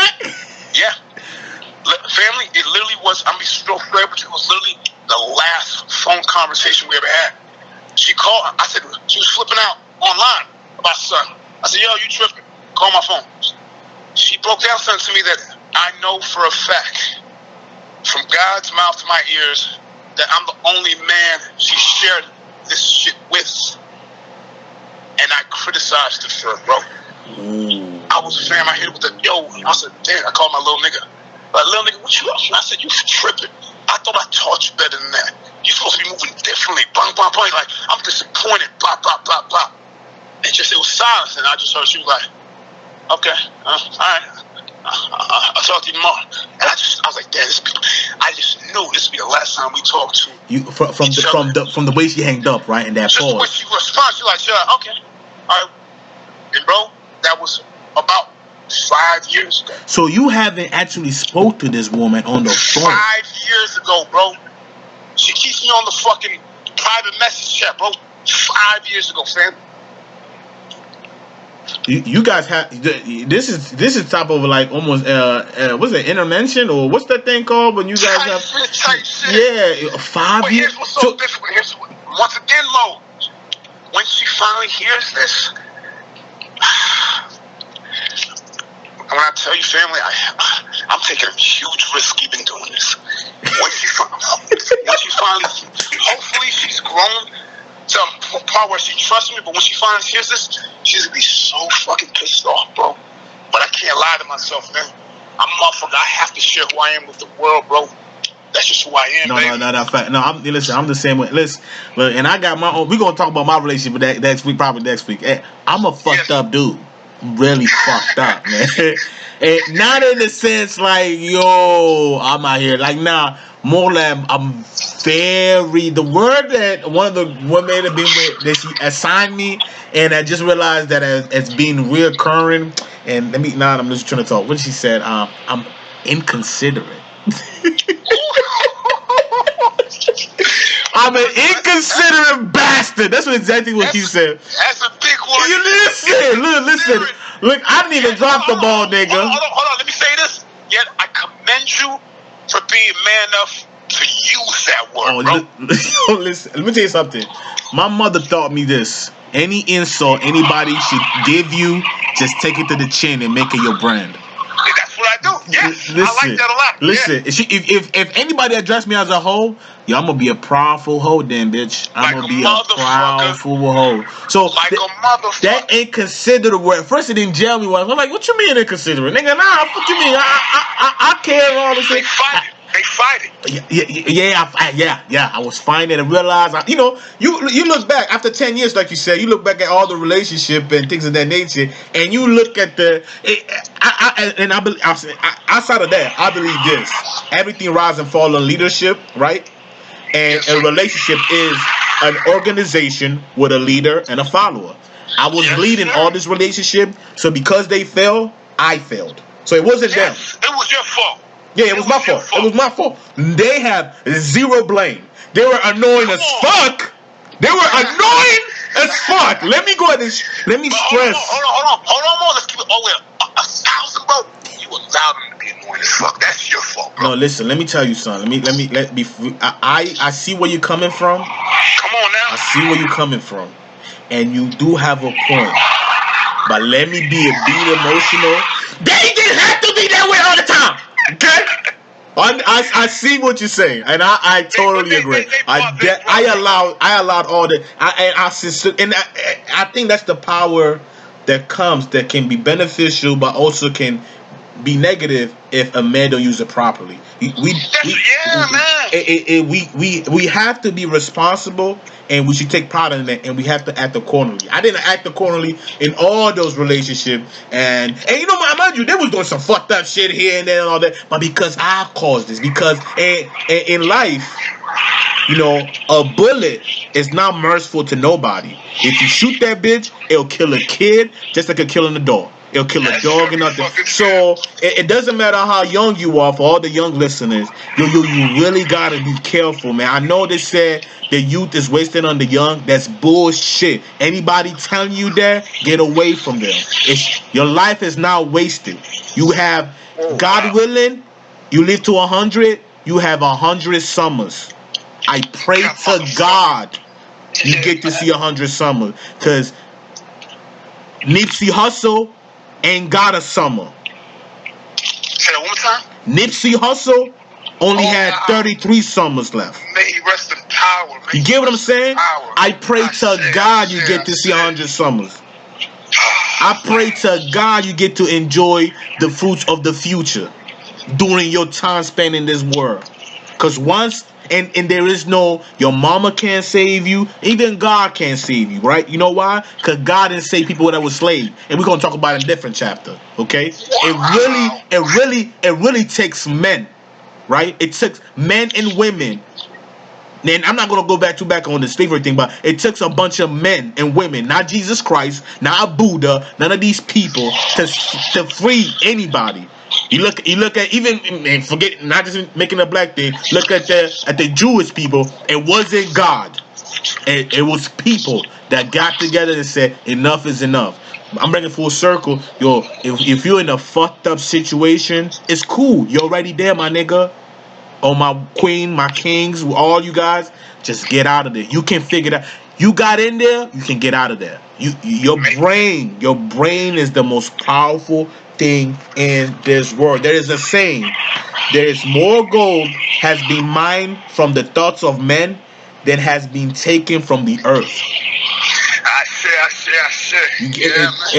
And if out of all these podcasts, I believe my end goal is to always pass this message. Yo, if you ain't some dip shit, it's cool, my nigga. I mean, my kings and queen. You already there. Yeah. You can just get out of there. You get what I'm saying? You dead and you breathing. You're not drowned. You're not dead. You can hear me. You can get out of there. You make the choice like this. Let me say this real quick. You just make the choice. It was unfortunate, but at the job type shit, bro. This young female, right? I was trying to get at her, but now I just decided to just give her guidance type shit, bro. I was telling her, I try to pick up all these honeys at the workspace. It's like 20 plus, right? I told her, you a genius, man. You a genius. Like, hold on. Before, I'm sorry. I don't mean to interrupt. I just want everybody to my listener to listen. Let me say something. Y'all don't understand. Pray God, everything He does has sense. And He does it in a way where He's a wordsmith. Y'all gonna realize as the podcast is going on, a wordsmith. I want y'all to pay attention how he tell the story. Go ahead, pray. I told her, we were conversing about something. I just looked at her, I was like, oh, you a genius, man. I don't want you to ever forget that. Like, you, just the way you move your conversation with that one texture you got, what it symbolizes, you low-key genius. And she wasn't in her season. She flipped out, bro. She was like, stop this. I don't like it when you call me that. No, I'm not a genius. I'm just. And she has a situation with, I ain't into business, but basically gave up her child to her parents because they were going to come take the kid away type shit. So she feels regret for that, whatever. She's like, I'm not a genius. I'm just, all right, okay, I'm just okay. Like, stop calling me a genius. Like, sometimes people, what I'm realizing, aren't ready to be placed. They're not a, listen, let me yo, it's not a custom. Yo, it's almost sad because it's like, damn, you going through life, never heard you called you a genius? On. And you don't believe it. And mind you, we're not inside 2020. I'm not gonna sit here and act like I didn't go through the same shit. Like now being called black and all be beautiful, all this stuff. Not everything is cool and butter, but I'm talking about everybody has gone through life. When they hear a compliment, they get accustomed to reject it. Like that's why I said when somebody asked me, yo, Mo, how you doing? I'm blessed and highly favored. How about yourself? I love that, nigga. Bro, I told you that's my. You know how you could edit the alarm name for your alarms? For my alarm set for Saturday to call you, it's titled Blessed and Highly Favored. Yo, my brother, you know what? Yo, listen, I'm about to steal that. I didn't even think about that. See what I'm saying? I'm over. See, this is what I'm saying. If I didn't talk to you, I wouldn't even think about putting that shit as my alarm. Why would I not do that? Go ahead with your story. Go ahead with your story, though. No, that's basically the point I was making. You said if you decide you want to just be a different way, just make the decision. I was trying to help this young girl make a decision. You're smart. And another thing that I'm realizing, family, is I get frustrated about this because there's I ain't even gonna front. There's 20 plus. I'm about to be 31. There's like 20 plus girls who work at my job between the ages of 18 to like 20. Yes, at one point I tried to holler at every single one of them, bro. Here's the problem. One of my homies gave me the game. He's about 10 years my senior. He gave me the game. He's the one who actually pointed out to me that the path that I was just on was a hole stroke. Because we walked one night like 2 or 3 a.m. Number holes walking by type shit, right? Fucking these girls are so used to these no disrespect to them because I was a cornball. I was green. They're so used to the conversation of these other kids here, of these other young dudes, that when I bring them my conversation, not to sound cocky, it confuses them, bro. Like literally, they look at me like they shy away. Like, okay, I'm gonna talk to somebody else because these other kids to talk to me about going to. I told you I posted this the other day, but I deleted it because there was negative energy around it. It ain't me. Somebody, hey, let's go. Somebody going to different concerts. Let's go. I never, unless it's me giving her guidance, I never allow a woman that I'm sexually attracted to talk to me about her boyfriend, bro. Like, it's weird. They be having full-blown conversations about, yeah, my boyfriend did this, bro. I'm like, I'm not your fucking girlfriend. Yep. I got a dick, man. You understand what I'm saying? I posted it. I put that in my video. I said, I feel myself too much, but I was like, yo, I don't know why these girls, like, it's awkward energy. They don't talk to me at all. They leave me the fuck alone because they know I will fuck them, bro. Well, you understand what I'm saying? Like, I don't know how guys have female friends with beautiful women. Like, even when I make this woman my queen, my wife, right? You know what the conversation? I'm always be talking to her. You know what the conversation's gonna be like then? Just like Patrice O'Neal did. I'm like, yo, oh my God, I love your fucking hairstyle. You're gorgeous. You're a sexy motherfucker. Listen, you are exactly what my wife is looking for. Yeah, we're into that. Like that's where the conversation becomes. Yo. My wife would love to eat you up, literally. You feel me? Woo, boy, you talking that talk, boy. Yo, listen. I'm realizing these girls, it kind of frustrates me because I'm giving them my best. I'm like, oh my God, so you look. I love your hairstyle today. I love those earrings. I'm giving them my best, and then they don't know how to shut it down. Like, I take rejection on the chin. Now, I almost got caught up at the rec center I used to go to. Girl was 16 years old, and instead of just telling me, hey, I'm 16, she let me entertain an entire conversation. Because she was like, I'm talking to her about my, she was like, oh, my girlfriend would like that. She thought that was going to push me away. That turned me right on. I was like, oh, you got a girlfriend? Okay, what makes you so special? What do you like about it? Bang, bang, bang, bang, bang. It wasn't until after the fact that one of the managers at the rec center was like, yo, Playboy, you gotta, fall back. He's only 16. Same with these girls at this workplace. They don't know how to say, hey, Pray, I got a boyfriend, or Pray, I'm not interested. They never dealt with my type of energy before to know how to shut it down properly. Y'all speak a different language. Family. Speak a different language. Family, man. It's different language. That's why I'm gonna be honest with you. I understand why it was case scenario when I had I was trying to holler at some older women. They wasn't understanding. Mind you, to the listener, I was very immature. It was like, because I didn't give a fuck. I still don't. You know what I'm saying? I didn't give a fuck, but the conversation was so watered down, so plain. Yeah, that's the word. I can't do that, man. Yeah, it's almost as if I'm doing you a favor by talking to you because I'm entertaining you, and I'm not into entertaining business. I'm not. Like I don't mean to cut you off, but just yesterday, this girl, she's a gorgeous kid. I felt bad, but I was like, yes, I was feeling a certain type of way. I was like, hey, so-and-so, what's your date of birth? And she told me December 30th.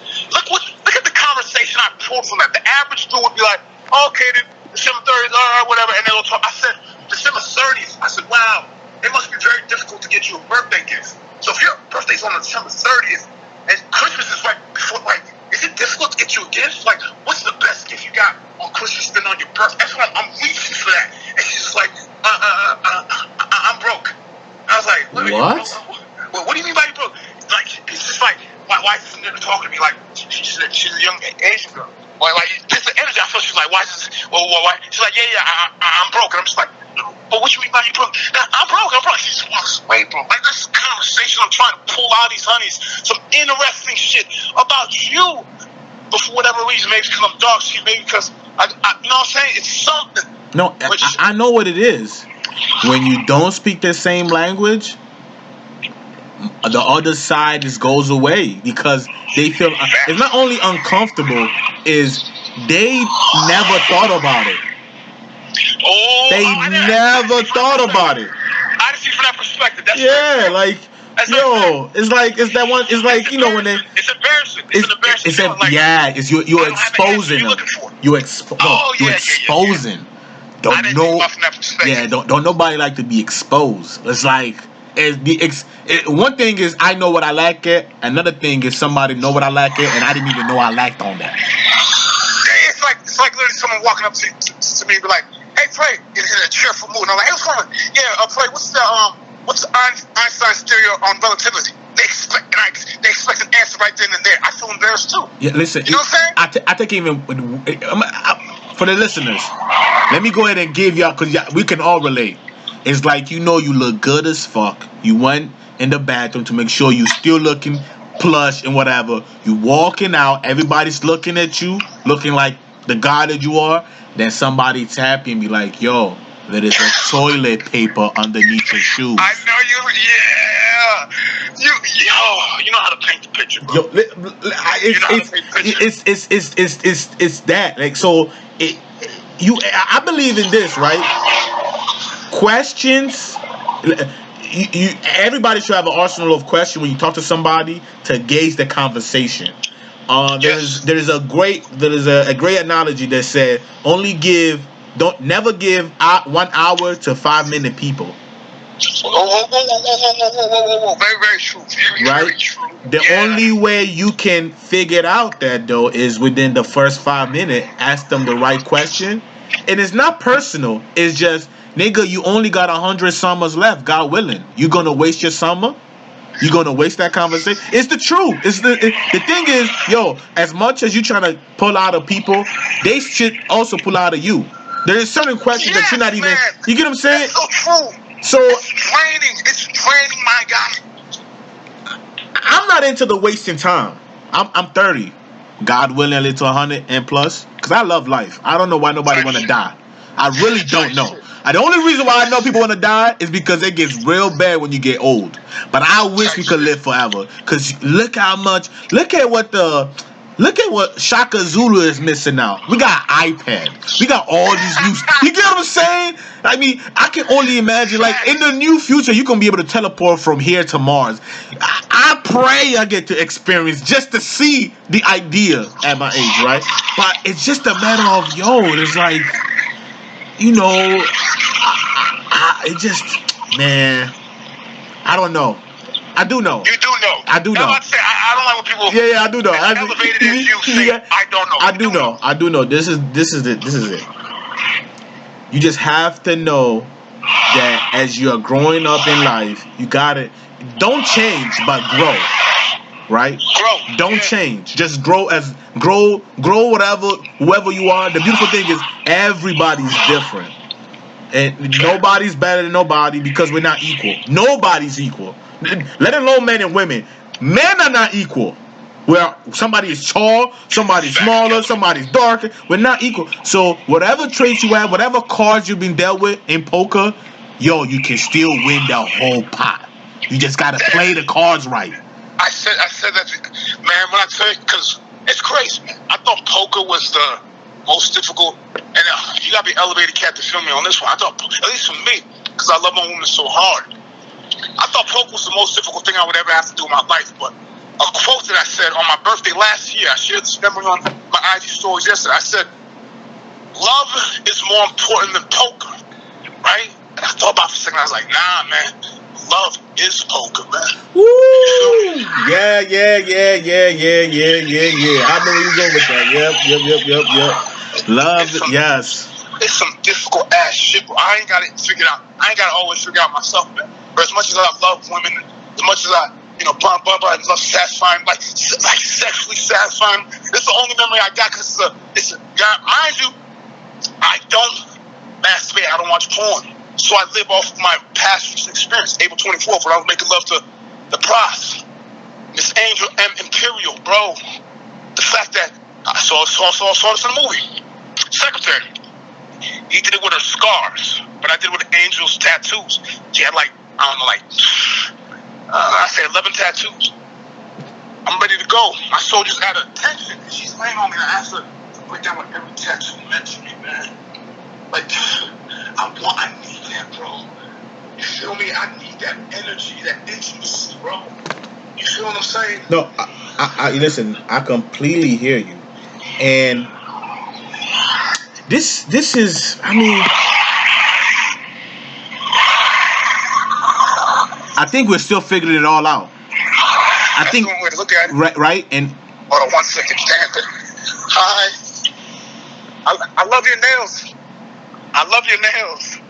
Beautiful nails.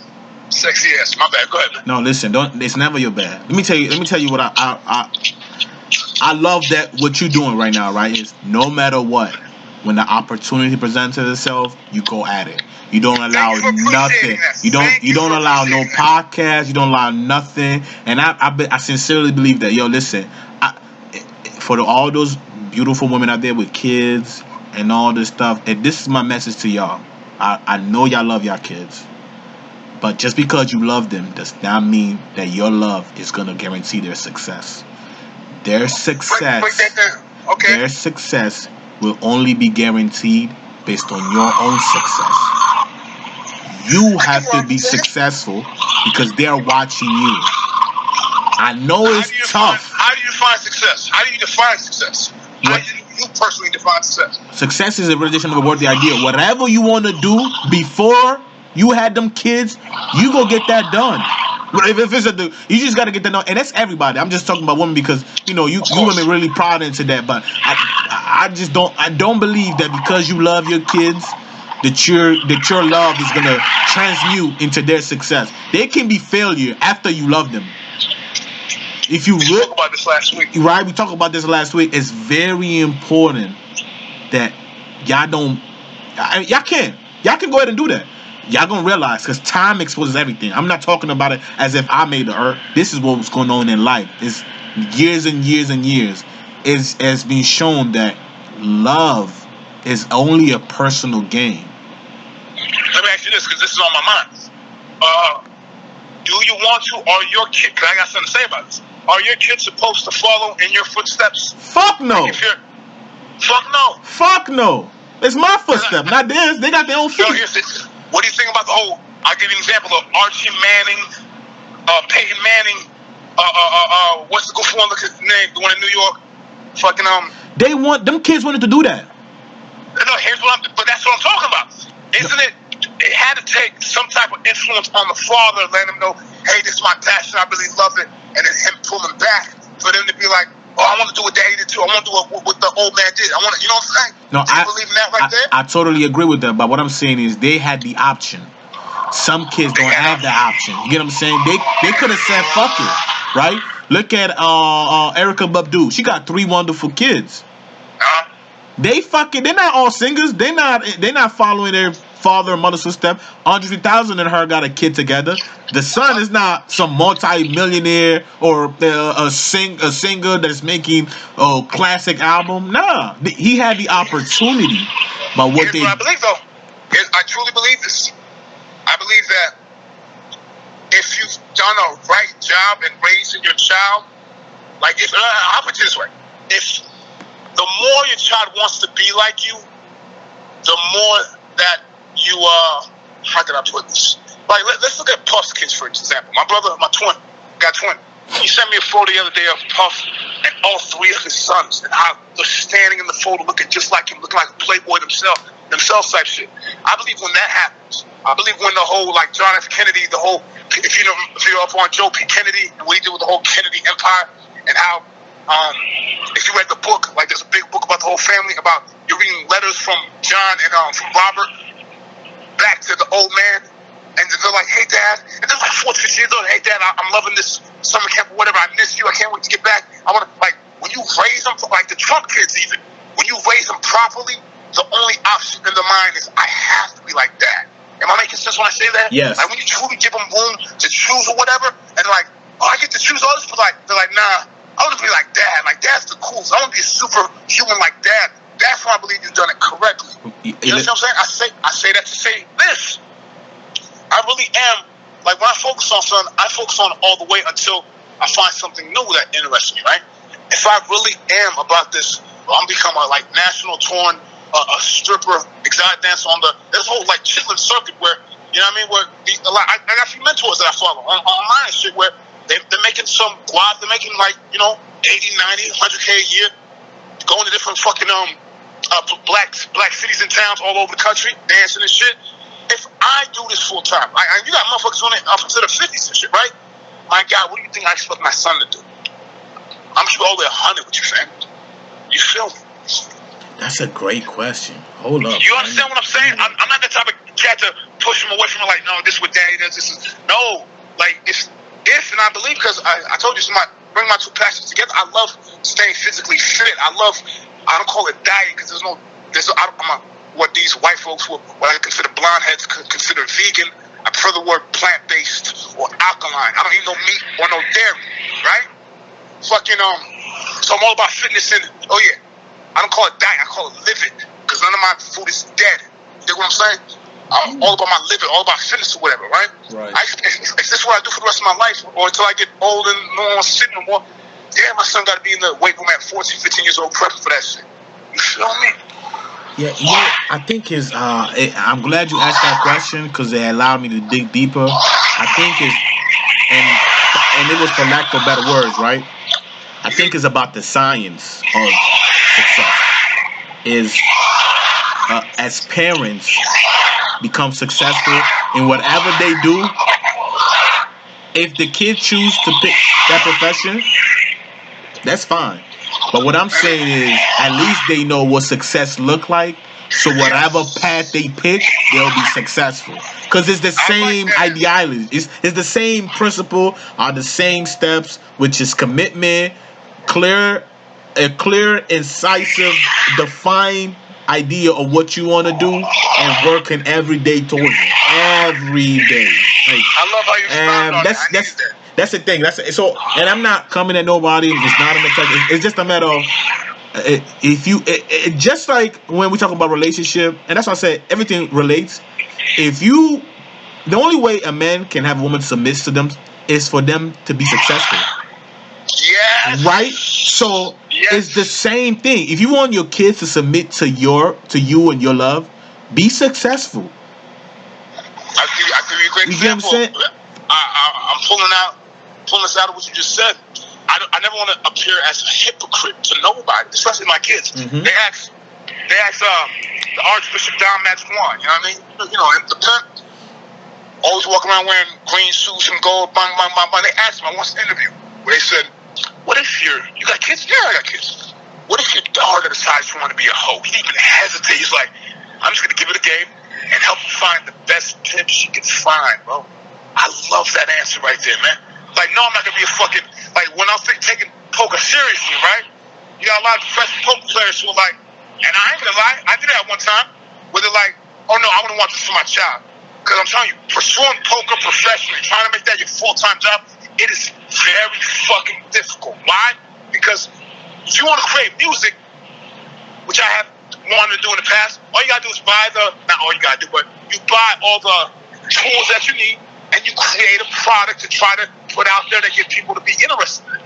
The thing about poker, being a professional gambler, is the tool that you need is money. It is very difficult. The only way to make money is to literally take money and use it. I became literally, one of my poker mentors, Phil Ivey, he said this, and it didn't finally click with me until last year, where he said, you cannot be a professional gambler if you cannot take $100 bill and take a flame to it. Take a lighter to it and just burn it up. You cannot be. I was like, man, I hear you. That's a little, bro. Literally, I could do that now. Because you lose that money so easily, it ain't no problem to literally pull out $100 bill, take a lighter to it, and just let it flame up. You understand what I'm saying? Yeah. That's deep. That is. You know what? Even doing that and allows you to be free and to play free. Facts. Because as a facts. Oh hell yeah. Yeah, because I've been watching that whole poker journey for the longest, and inside's looking in, right? Inside 2020, and just looking outside, I'm looking, just rationalizing. You gotta play fearless, literally. You want to talk about fearless? I said this before online. I said in a rap that I wrote. I literally, I say no bullshit. I literally had $26 to my name. I got kicked out of my place because I didn't have rent that day. I trusted the wrong person to look out for me. I had $26 to my name. Took $5 and bought an all-day bus pass. So at least I could get around that shit, right? I got $21 left. You know what I did? I took that $20 and brought to the poker room and bought into a poker tournament, tried to win that shit to make some money back. I lost. I didn't even last 15 minutes. Had $1 and some change. I had $1 and some change to my name when across the street to McDonald's and ate $1 meal. That's how serious I was about that shit. My last $20, bro, I would put on the table, fam. You feel me? Yeah, no, I feel you. Listen, I can only imagine. But I hear the commitment and how serious you were about the poker. And let me tell you, and you learn like all those experiences. These are the experiences that you learn that you can literally use in everyday life now. Like, of course, it's like, of course, not being feared, saying what you say, mean what you say, and say what you mean. Walking with confidence, because poker, you got to be confident. You literally have to tell everybody that you always have the right hand card, or if you don't try me because you might get beat today.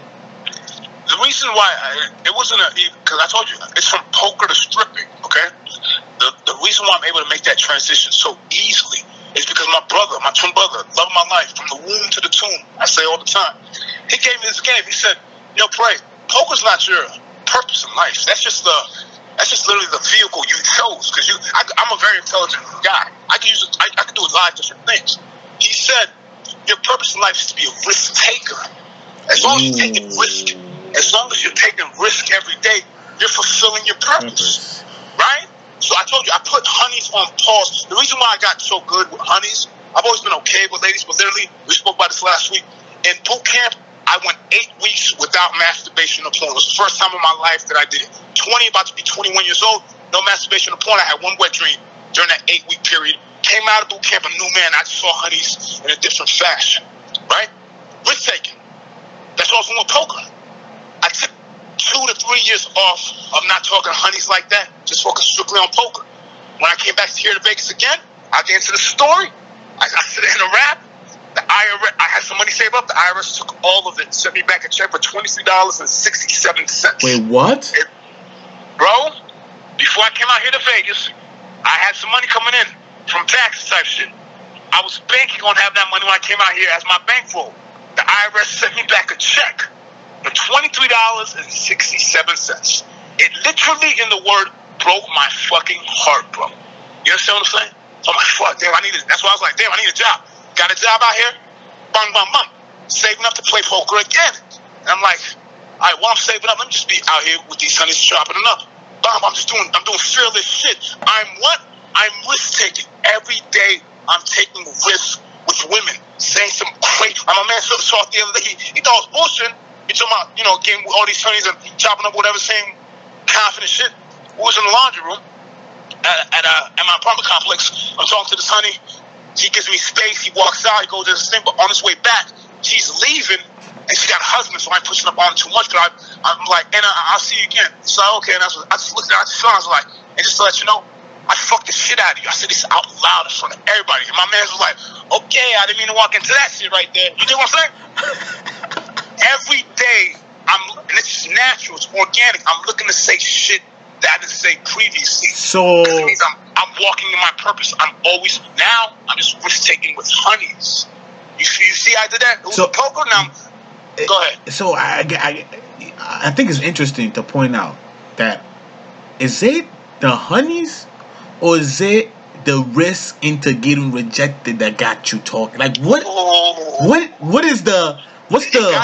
It gotta be. It's both. To be honest with you, it's both. Because I genuinely get off on making women feel like literally since I don't masturbate or watch porn, I gotta get off somehow. Like when you know I'm on the subject, when you do that thing right there and you're releasing sexual tension, you're releasing that. You're releasing energy. So you're releasing energy.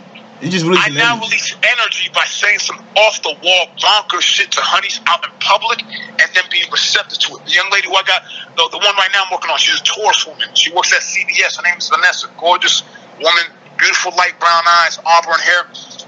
The way I got her number was, I told her, I said, son, to her, whatever, and I was just like, and I just want to get to know you, so let me get your number. She said, give me a number.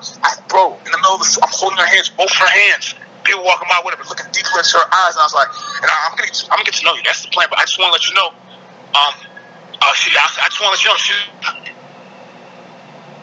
I said, I just want to let you know. She said, boy, every time you come in here, I walk off what people say. I'm very quick with it. She said, boy, every time you come in here, I was like, oh no, trust and believe. I'm looking to make you come every time. Like I'm looking at her eyes. I was like, understand this. I want to get to know you. It's a must. I get to know you, but trust me. Every time we make love, I'm gonna make you come. That's the whole purpose right there. The average guy's not willing to say that to a honey in front of a whole bunch of people, in front of inside of CBS. That's how I get off. That's the whole point I'm making. That's how I get off saying sexy shit like that to a woman in the moment that I'm feeling it. You understand what I'm saying? Like another, I told you, that's my, the point I was making with David Goggins earlier in this podcast was, here's a thing called a cookie jar, where your memories, you pull from him whenever you're feeling down and depressed, which happens when you're being a playboy and you're just not connecting with honeys like that, you're not getting the one you want, is you have to go in your cookie jar and remember the fly shit that you said. This is why now, because of you, Mo, he's so straight up with you, by now post shit on my IG so I can remember the fly shit that I did. Because he was like, yo, bro, man, you gotta save that. You gotta save that. Literally, I go back in my IG video and I look at this video of one of the honeys I talked to at 7-Eleven, gorgeous motherfucker. Her energy's beautiful. I said to her, just in the moment, I didn't think she was catching nothing. I walked in the store, I got my banana and my cookie, my snacks. And she's like, oh, are you going to pay for those too? Whatever. And I was like, oh, no, these are mine. And out of nowhere, it comes to my mind because the banana's small. No homo on the fat. I'm like, oh, and this is small compared to other things. You know what she said? She said, I bet. Oh, you're playing with the wrong one. I live in that world. So it just create a whole new conversation where I'm just literally telling her about I call my what do I call it? Fucking escaping me. My what do you call it? My stamp of approval. I've been certified. My tattoo on my left arm, Golden Magnum XL Trojan Con, bro. I got that tat on me. Got that tatted on me when I was in the Navy. On some being drunk riding my motorcycle, I get in there. They're like, "What do you want?" I pull out the camera, like, "Yo, put it right there," type shit. I'm proud of that shit. You dig what I'm saying? So I go back and look at that video. I'm like, in the moment, I'm just like, yo, I'm confident enough to tell honey, yo, like when we get down to what we're doing, you're gonna enjoy yourself. Like literally, that's what gets me off. Talking that talk out in public. You feel me? Yo, listen. I want the viewers to just, for one, appreciate the rawness, right? You gotta be some confident ass motherfucker to go out here and go worldwide and say, yo, I don't give a fuck what anybody think. I know who the fuck I am. But second is, let me say this. I love the question that you asked because I never thought about it. Is it I forget what the first part was. Is it the love for the honeys or the? You get off saying the crazy shit. Yeah, I love that question. I never thought about that before. It's not even saying the craziest thing. Is the possibility that what you do say may get you the reaction that's going to. It has to be. Is that right? It has to be. Because listen, they say this, bro. They say this all the time. If you, like, think about it. My brother told me this.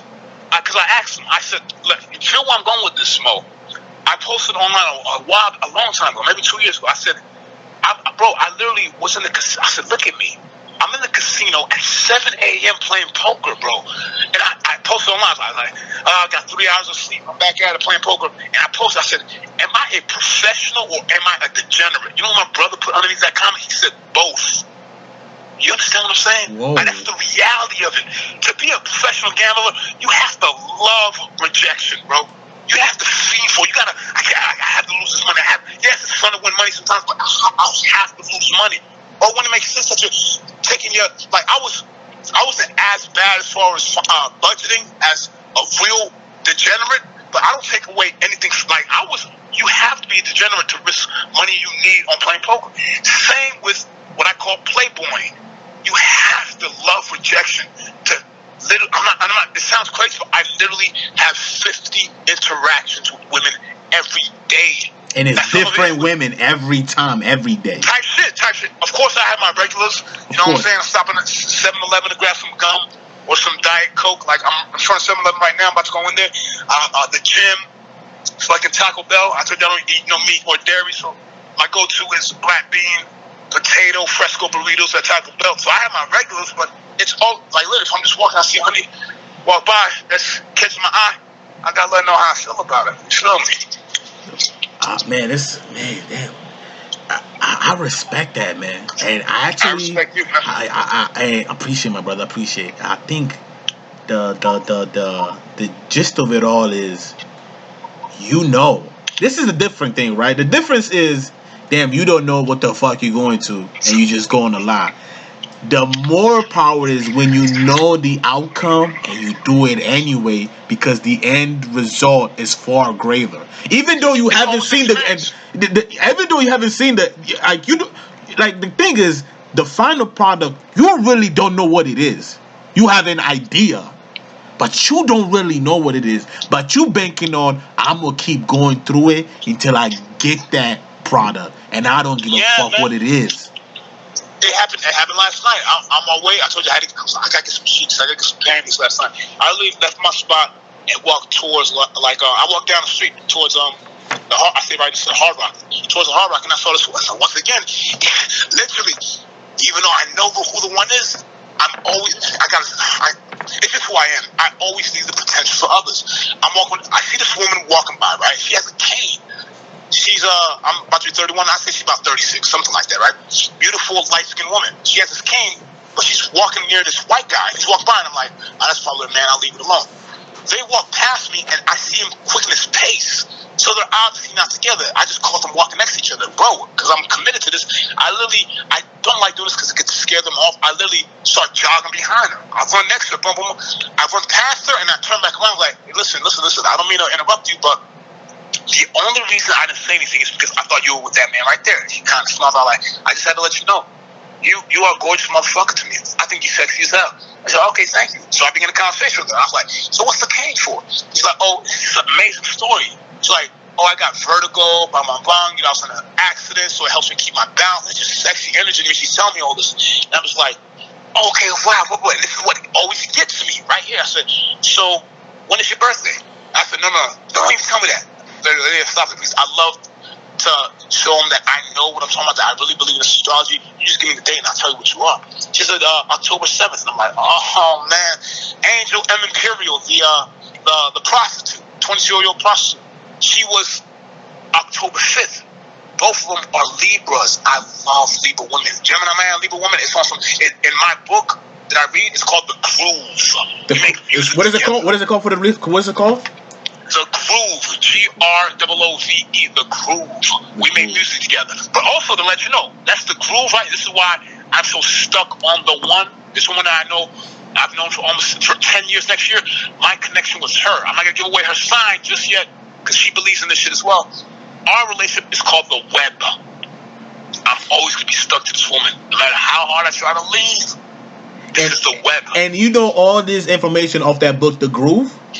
No. A Gemini man and a Libra. Hold on 1 second. Cody. This motherfucker. My guy, he's welcome to walk. Anyway, the connection as a Gemini man I have with a Libra woman is called the groove. It's easy. It's effortless. That's why, just keep it all a buck with you. I meet this. Bro, I'm 31. She's 22 years old. So she's a young. She's gorgeous. I had her in my bed within an hour of speaking to her. Not because of anything I felt extraordinary, it's because it's effortless. The vibe was there. Easy. Right? The grooves. That's the vibe I have with her. The one I have with the woman who is my twin flame, I'm not going to give her up her sign just yet because, like I said, she really believes in this stuff. The connection as a Gemini man I have with this woman, it's called the web. Which I understand, but what I'm saying is, where did you get this terminology? Is this something that you created? Oh, okay. No, the book is called, film on this one, it's called Sextrology. It literally is called Sextrology. It's 2 books. I call them my Bibles, bro, because I really believe this shit. The first book is called Sextrology. It's a huge pink book. huge. I got the copy in my phone, Kindle, and I bought the real life version for like $35. Huge book. That's the first one. They came out with a sequel. So the first book is called Sextrology, the astrology of the sexes. It not only breaks down Gemini, Aquarius like you, it breaks down the sexes. So it gets the game of Aquarius man and also what an Aquarius woman is. I'm definitely buying this book today. That's one. The first one's called Sextrology.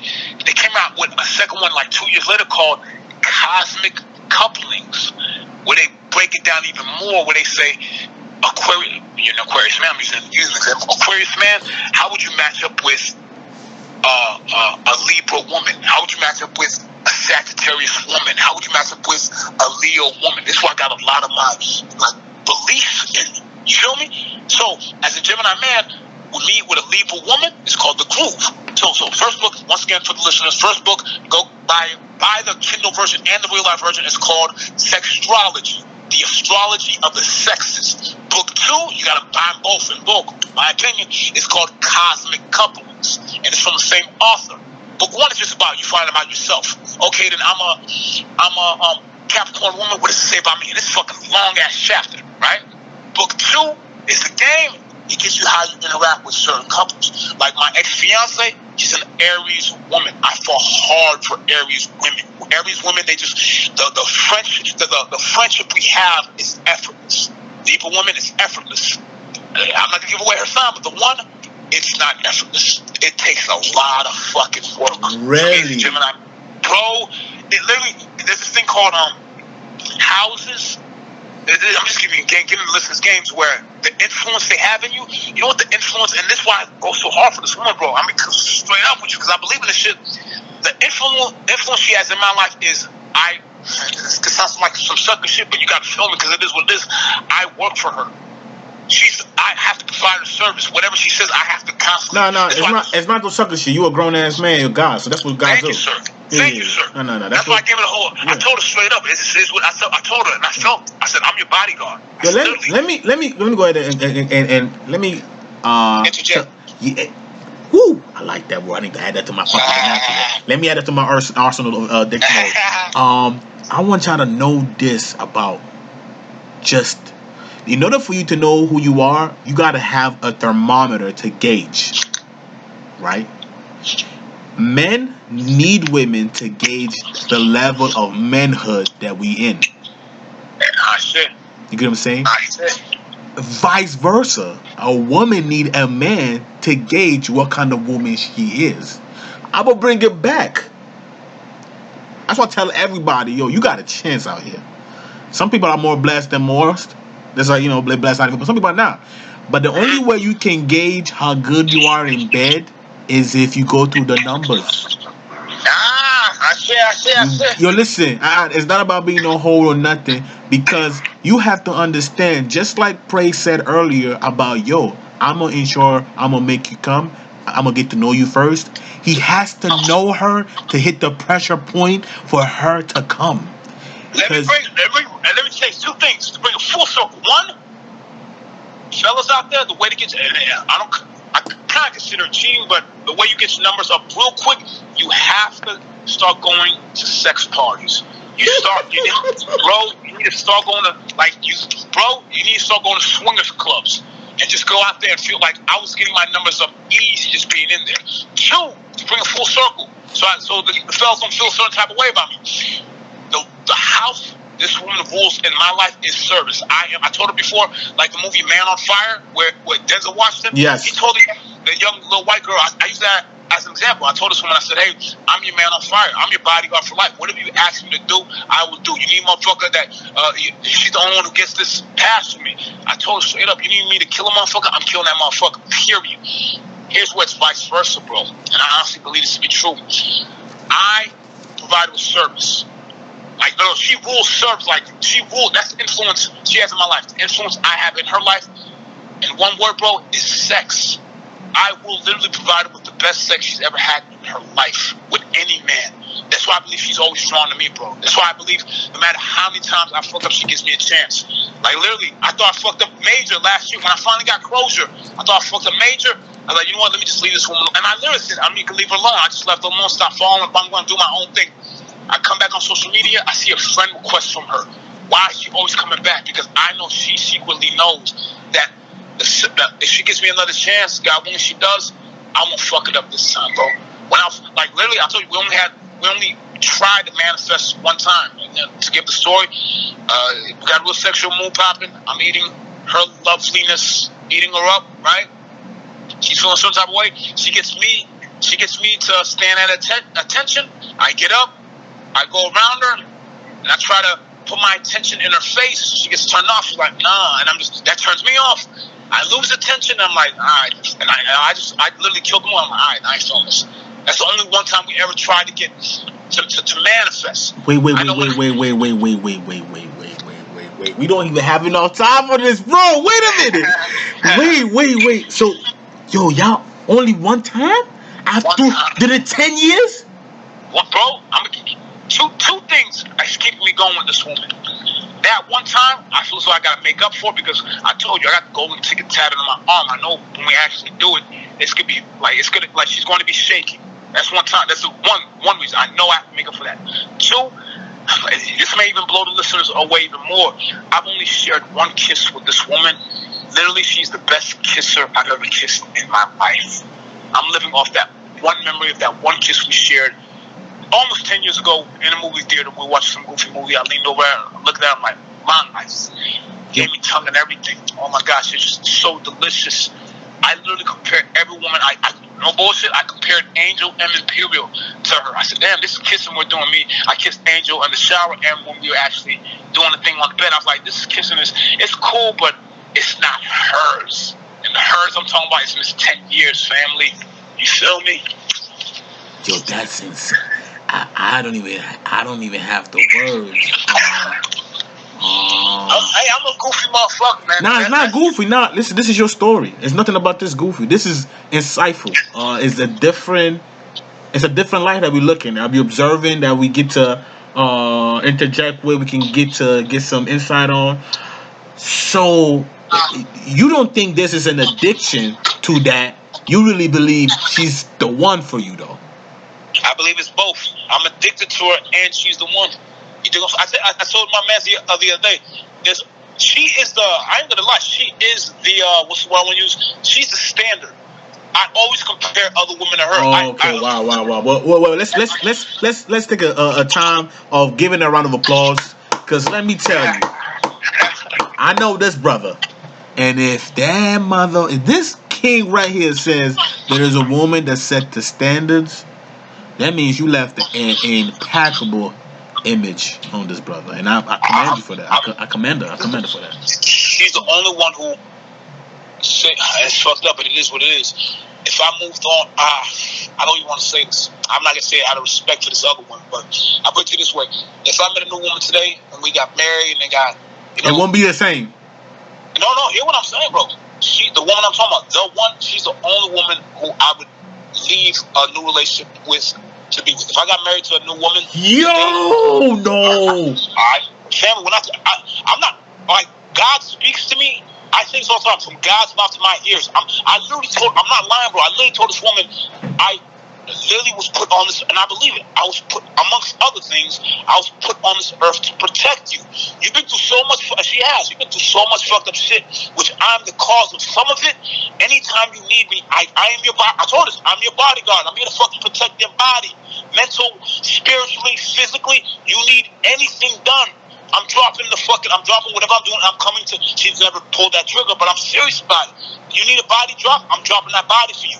If I move on with my life and I meet a woman and we get married and we have kids and you say, pray, I need you, that woman I'm with, she's going to have to understand I got a fucking plane to catch. You feel me, family? It's that serious with this woman, fam. Yo, listen. Let me tell you what I just realized. I'm listening to you, right? Is maybe I'm also. This is therapeutical. Because she's your kryptonite, right? Yes, she is. Yeah. Right? Real life shit. Non-fiction, real life shit. Yes, she is. Like she really is. And I have I mean, let me look for the word. I have a major issue with kryptonite. Ooh. Major. That's serious. It's like, because I believe they can put you in a fucked up situation. I've been there, and I think that's the reason why I am who I am today. Literally, is I vowed myself never, because this is what I not realize, but the truth in life is when the women go through some shit, they get vulnerable. They have a support system, other women, to pull them back up. So it's not as bad. But when a nigga, when a king, listen, not only that, you get bashed. Like, yo, you cannot call me, tell me she broke your heart. My nigga, we going to the strip club. Get over it. It's all across the border. No man, no. Let me say this, because she is my kryptonite. But here's the one thing that and you're hearing it. This is why I'm full circle. This is why I'm so proud of what we're doing, and I'm so proud of myself that I'm sharing this intimate shit. Family, this is what I told myself. I shared with her something that I only shared with my twin brother. This is what makes it so special. Like filming on this, my kryptonite, I shared with her some past trauma that I finally got over last year. Like, literally, I said, hey, just let you know, and this is through messaging. I would have preferred told her over the phone. I told her, hey, I'm sharing something with you that only my twin brother knows. Only you and my twin knows this. Some fucked up shit that happened in the past. When I was a kid, I didn't get no response from her Playboy. That's when I was finally like, oh, okay, I finally have closure. I stopped following her, left her alone. I told you the story. Listen to me, bro. I told her, I said, I'm moving on. I get back on social media this year, I see a friend request. I told myself now, I said, now she has to accept this prey now. Literally, I said before, oh, I'm going to stop talking to honeys, I'm going to bump on that you can be me and her. No. If we're to move to the situation where she becomes my wife, this prey where I'm always flirting with other women is something she has to accept. That's how I'm now handling the kryptonite. Does that make sense? Yeah, you have to. You really have to. That's my safeguard now. That's my insurance. You have to. That's my insurance now. From now on, I'm always talking to other honeys. Even with you, even if we're walking down the street, I swear to God, Mo, we're walking down the street and I'm with this woman, I see fly honey, I'm chopping it up with her.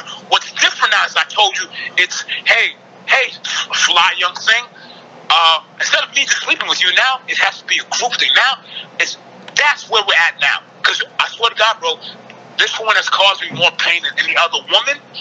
For me to now have her in my life, she has to accept the whole womanizing thing. That's the stress and pressure she's going to have to shoulder. She doesn't get an option on whether or not I stop talking to honeys. Baby, if you want to fuck me for real, the only relationship you have with me is a threesome relationship, and that's on God, bro. For real, man. So, and let me tell you why I believe that, because I completely not believe it. It is what it is. This is my affirmation. There is a saying there is a movie in the movie Heat. What movie? Heat. Yes, go ahead. He said, don't let yourself get attached to anything you are now willing to walk out in 30 seconds flat. Bingo. Listen, I just, because everybody has gone through some shit. I've gone through some shit myself, and it was the lowest. I'm talking about, hey, you know me. Yeah. Listen, you talking about somebody like not talking to nobody, not cracking no jokes. I look at everybody with mean mug. Like, damn, it was not you. You talking about being serious 24/7? Add an extra day 24/8. That's how serious it was. Like, literally scorn, felt like I got robbed, was literally plotting murder. Yeah. Yo, they'll do that to you. I had to, like, and this is when I realized I'm blessed and highly favored. I literally looked at myself in the mirror and said, my nigga, you crazy. Wow. Bro, you better than that. We don't bend, we do the bending. We do the bending. Here's the analogy I use. I love how you said we do the bending. I got this from Patrice O'Neal. He was talking about in Superman 2, I believe, where Lois Lane basically influences Superman to give up his power so he could be with her, right? I used to have that same mentality with the woman who is the one. Let's call this 10 years, because 10 years makes it, next year makes it 10 years since I've known her, right? With Miss 10 years, I had that thought process before where I said, I told us before, I will give up all my powers. I'll give up all these honeys just to be with you. This is what I'm trying and looking to do moving forward, bro. Literally, because you put me through so much pain that she knows this, right? You're going to have to be Lois Lane and fuck with Superman. And what that means is, think about the idea of Superman actually fucking making love to Lois Lane. It's going to be very difficult for her because he's Superman. So you know when he that is true. That is true. That was It was bad. It was also a topic in the movie. Like he never wanted to make love to her because he was too powerful, and he was afraid of killing her. Actually, well, here it goes right here, baby girl. I can't let you kill me because I took off my cape for you, and you left me to die. And you left me to die. I know you ain't do it intentionally, but you did. But you did. I'm never taking off my cape again. So instead of me being Clark Kent and you fucking with me, you're gonna have to learn to fuck with Superman. Yeah. That's between you and God. Yeah. You gotta learn how to fuck with Superman because I'm never giving up my powers again, man. Yeah. Absolutely. Listen, let me tell you. Look. Like. It's and they will never understand because they're not men, and I don't want them to understand. They're not supposed to understand. That's my thing. They're not even supposed to. It's just a matter of something we make peace at, right? I've made peace that whoever woman I decide to be with, she will never provide for me. I will provide for her. I like that. I made peace with that. My goal is to make as much wealth for her, whatever she need. I got. There's never gonna be no dialogue as longer she's within my kingdom.